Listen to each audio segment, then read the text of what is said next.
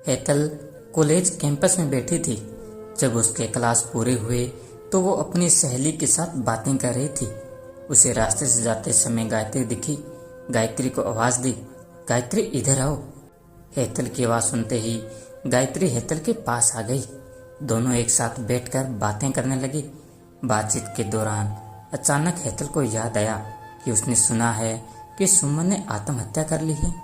इस बारे में गायत्री से जानना चाहा।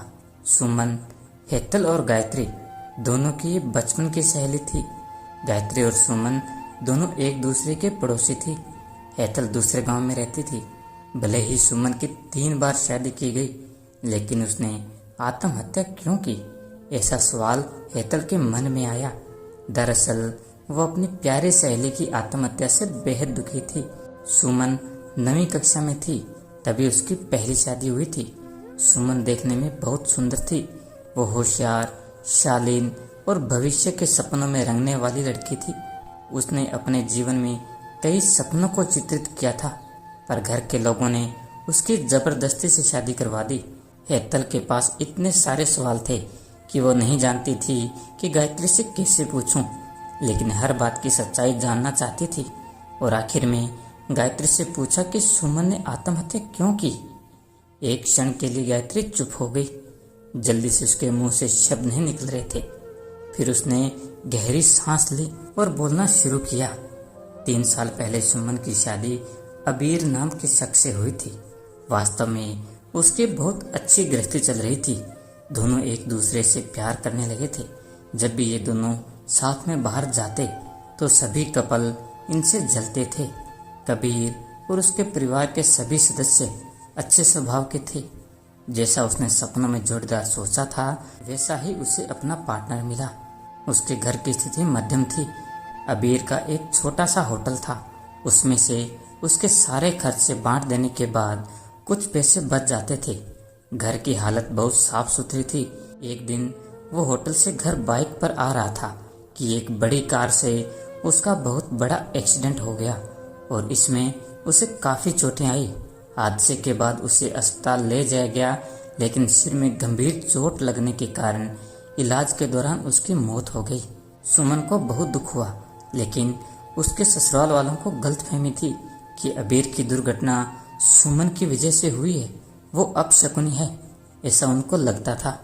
उनमें से कोई भी उसे समझ नहीं पाया। अबीर के जाने के बाद कुछ दिनों के भीतर ही सुमन को घर से निकाल दिया गया। उसे घर से बाहर निकालने के बाद वो मायके आई और कुछ दिन मायके में ही रही, लेकिन आसपास पड़ोसी में चर्चा हो गई तो उसके माता पिता फिर से उसके लिए रिश्ता ढूंढने लग गए। जब वो बाहर निकलती तो लोग हमेशा उसे ताने मारते। इस वजह से सभी बहुत परेशान हुए। ऐसे में उन्हें जल्दी में ही अमोल से उसकी शादी करवा दी। अमोल बहुत बुरा आदमी था। दारू पीता था, कुछ काम धंधा नहीं करता, चोरी करता, मारपीट करता। उसका रोजाना यही काम था। इस सब से सुमन को बहुत दुख होता, पर वो कुछ नहीं कर सकती थी।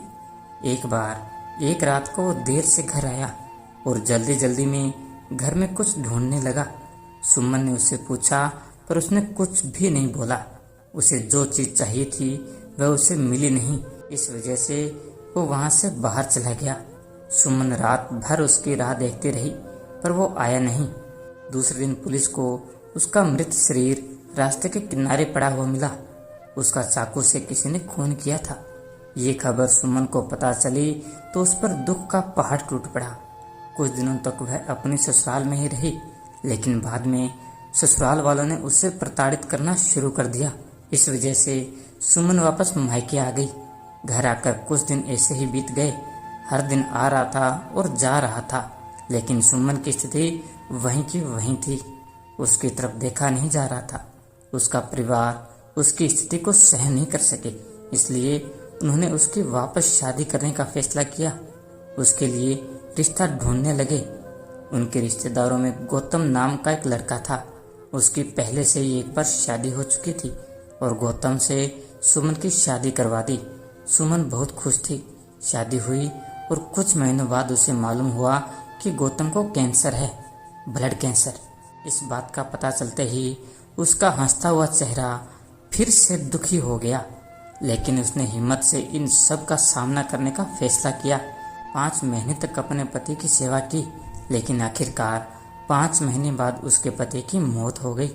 इस दुख से बहुत तंग आ चुकी थी। कुछ दिन बीत गए, लेकिन बाद में ससुराल वालों ने उसकी जिम्मेदारी लेने से इनकार कर दिया, उसे घर से निकाल दिया।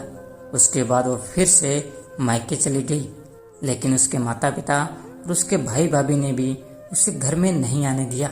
सभी तरफ से रास्ते बंद हो चुके थे उसके लिए। उसे उम्मीद की कोई किरण नजर नहीं आ रही थी। अंत में उसने खुद को खत्म करने का फैसला किया।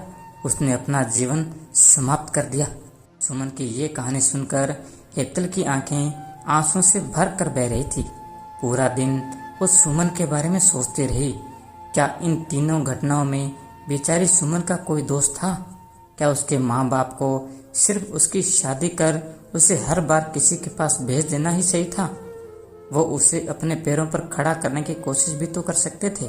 सच कहो तो सुमन की जान उसकी बदनसीबी ने नहीं, बल्कि उसके परिवार की और उसके आसपास के लोगों की छोटी सोच ने ली है। वो बेचारी मनहूस नहीं, बदनसीब थी, क्योंकि उसके आसपास ऐसी सोच रखने वाले लोग थे। तो दोस्तों, यही थी हमारी आज की कहानी। ऐसी ही और कहानी सुनने के लिए हमारे चैनल को सब्सक्राइब कर लीजिए और बेल आइकन को भी ऑन कर लीजिएगा, ताकि आने वाली कहानी का नोटिफिकेशन सबसे पहले आपको मिले। तो अब मिलते हैं अगली कहानी में। तब तक के लिए धन्यवाद।